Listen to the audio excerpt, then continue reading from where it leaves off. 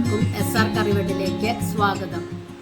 ഇന്ന് നോമ്പ് തുറക്കാനായിട്ട് റെഡിയാക്കിയിരിക്കുന്നത് ബ്രോസ്റ്റഡാണ്. നമുക്ക് വീട്ടിൽ തന്നെ എളുപ്പത്തിൽ റെഡിയാക്കി എടുക്കാൻ പറ്റും. അടിപൊളി ടേസ്റ്റാണ്. ഇതെങ്ങനെ റെഡിയാക്കി എടുക്കാമെന്ന് നോക്കിയാലോ.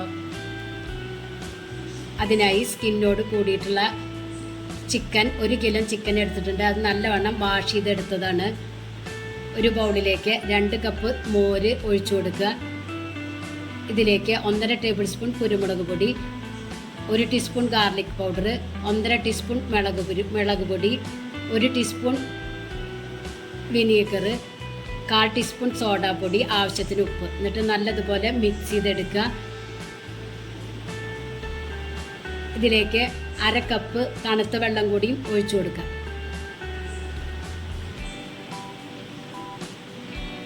ഇനി കഴുകി കട്ട് ചെയ്ത് വെച്ച ചിക്കൻ ഇതിലേക്ക് ഇട്ട് കൊടുക്കുക. ചിക്കൻ മുങ്ങിക്കെടുക്കുന്ന വിധത്തിൽ വേണം ഇടാൻ. ഇത് ഫ്രിഡ്ജിൽ ഒരു 4 മണിക്കൂറെങ്കിലും വെച്ച് കൊടുക്കണം. എത്രയും വെക്കുന്നോ അത്രയ്ക്കും ചിക്കൻ സോഫ്റ്റായി കിട്ടും.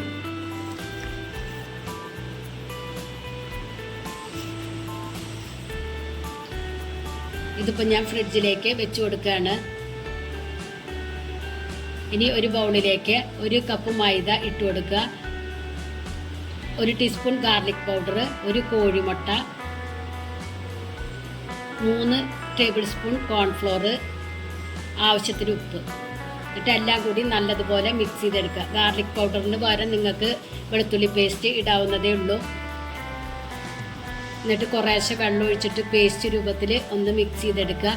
നമ്മൾ പഴംപൊരിയൊക്കെ ഉണ്ടാക്കില്ലേ, അതേപോലെ അതിനേക്കാൾ കുറച്ചും കൂടി ലൂസിൽ വേണം എടുക്കാൻ. അതുകൊണ്ട് ഞാൻ വെള്ളത്തിൻ്റെ അളവ് ഞാൻ പറയുന്നില്ല.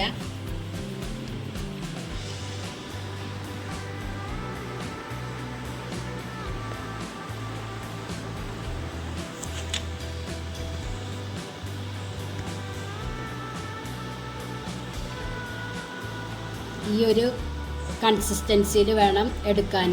ഇത് മാറ്റി വയ്ക്കുക. വേറൊരു പാത്രത്തിലേക്ക് 2 കപ്പ് മൈദ, 2 ടേബിൾ സ്പൂൺ മുളക് പൊടി, ആവശ്യത്തിന് ഉപ്പ്, 1 ടീസ്പൂൺ ഗാർലിക് പൗഡറും കൂടി ഇട്ട് കൊടുത്ത് നല്ലതുപോലെ മിക്സ് ചെയ്തെടുക്കുക.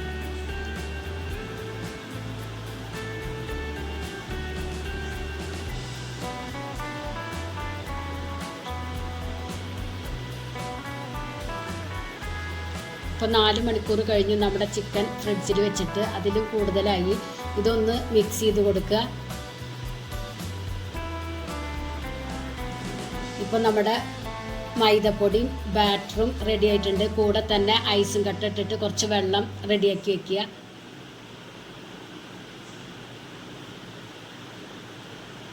ഓരോ ചിക്കൻ പീസ് എടുത്ത് ബാറ്ററിൽ മുക്കി തണുത്ത വെള്ളത്തിലേക്ക് ഇട്ട് കൊടുക്കുക. തണുത്ത വെള്ളത്തിൽ ഒരു 2 മിനിറ്റ് നേരം ഇട്ട് കൊടുക്കണം. ഈ ടൈമിൽ നമുക്ക് ഫ്രൈ ചെയ്യാനുള്ള ഓയിൽ സ്റ്റൗവിൽ വെച്ച് കൊടുക്കണം. അടുത്ത പീസും ഇതുപോലെ തന്നെ ചെയ്തെടുക്കുക.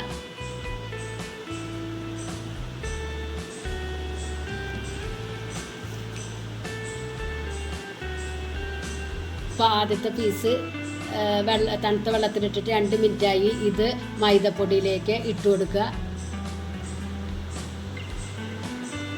എന്നിട്ട് നല്ലതുപോലെ കവർ ചെയ്ത് കൊടുക്കുക. കൈ വെച്ചിട്ട് ഇതുപോലെ ഒന്ന് പ്രസ് ചെയ്താൽ മതി. അപ്പോൾ ചിക്കനിലെ എല്ലാ ഭാഗത്തും പൊടികൾ പറ്റിയിരിക്കും. ഇത് ഫ്രൈ ചെയ്യുന്ന സമയത്ത് മാത്രമേ ഇങ്ങനെ ചെയ്തെടുക്കാവൂ. ഇതിങ്ങനെ ചെയ്ത് വെക്കാൻ പാടില്ല.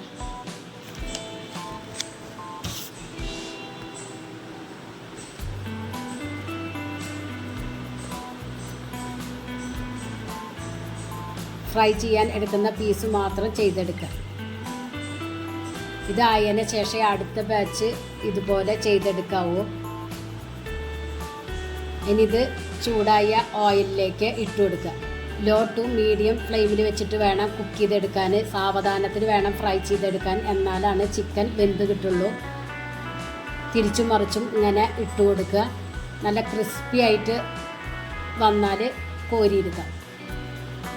ഇപ്പോൾ ഇത് ക്രിസ്പിയായി വന്നിട്ടുണ്ട്. ഇത് ഏകദേശം റെഡിയായി. ഇത് നമുക്ക് പാത്രത്തിലേക്ക് ഇട്ട് കൊടുക്കാം. ഇതുപോലെ ബാക്കിയുള്ളതും ചെയ്തെടുക്കുക.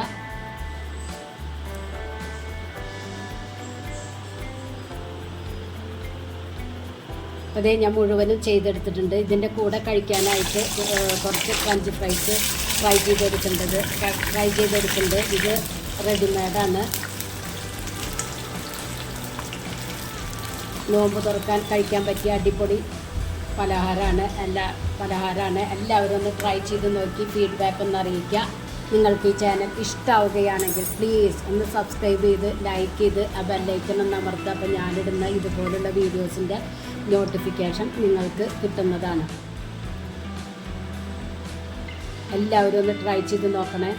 കണ്ട ഉള്ളൊക്കെ നല്ലതുപോലെ വെന്തിരിക്കുന്നുണ്ട്. Thank you.